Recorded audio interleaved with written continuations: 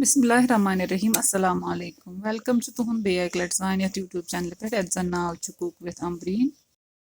सन अजिच रेसिपी मेथ माज रेसिपी स्टार्ट करने ब्रो अगर तुम चैनल पे नई छो चैनल करो सब्सक्राइब तो वीडियो वो एंडस तम तो चलो करो रेसिपी स्टार्ट मेथ माज बनाने खतर निमित नम अंदरम इन जन मोचे वनान तो अत मज त्रो लेदर चमचा नून चमचा यह करो मिक्स तो यह बॉयल कर अत त्रो गार्लिक पेस्ट चमचा तो बे ये वन ग्रेकान तो छकनो यह सर्द आब तो यह नो यह आब अमुक दारित वन यह थो वन साफ कर वन नु यपर तख्त तो अत पे करो वन नुक नुक अत ज्यादा लकट नुक कर तो अत थोड़ा बड़ी बड़ी पीसेस बनावन अड़ बनावान डेमनी तो मेथ माज मगर असली वाजवानस मज डेमनी बनावान मेथ माज कह तथ मज बनावान ये अंदरमन मेथ माज तो अस कोर यमे यूज ये थो नुक नुक कर तो वन नु यपर बान अत मज त्रो मस्टर्ड ऑयल युथु गर्म गस तो अत मज त्रो वन नुक नुक कर मोच थोमुत तो त्रो अत मज यह फ्राई कर यन गो ये आब थोड़ा रिलीज तो अत त्रो अतन वन गार्लिक पेस्ट चमचा तो करो ये फ्राई वन कैंस टाइमस ये फ्राई गोमुत अत आब द्राय सह गोमुत ड्राई तो वन त्रो ये मसाला मरचवांगन चमचे लेदर चमचा बादियान पाउडर चमचे बे त्रो मे शोंठ पाउडर चमचे ओड़ तो यह करो वन मिक्स असल तो वन त्रो ये थोड़ा सा आब अत मज आब कतर ताकि मसाल दजन न कह ये गो यह मसाल वन फ्राई असल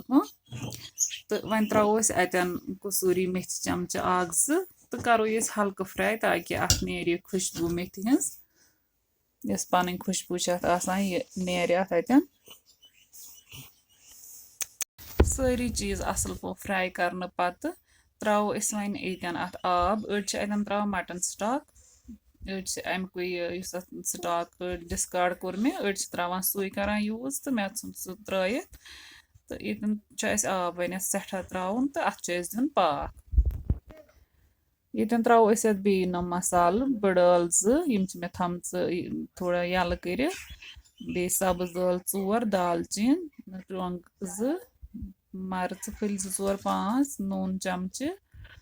तो बे त्राउन ये जुर मे गोमुत मशित तो जुर त्राउन जीर चमचा तो त्रो ये अत मज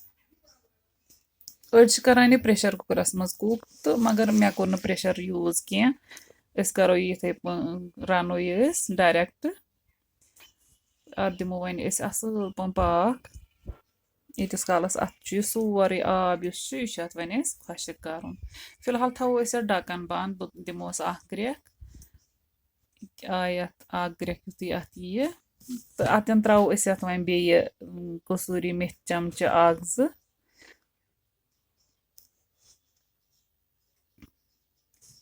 तो वन दिन मीडियम हीटस पे पाक वन तोताम योताम अत यह सोरे आब यह खुश गि